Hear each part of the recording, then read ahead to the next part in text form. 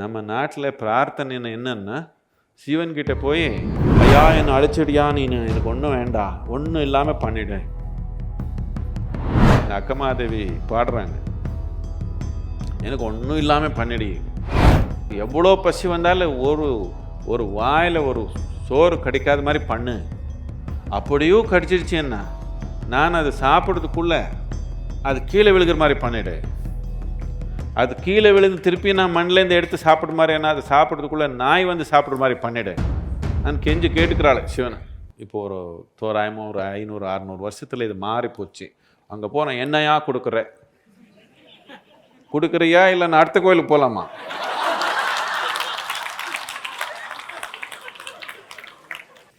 இப்படி ஆயிடுச்சு.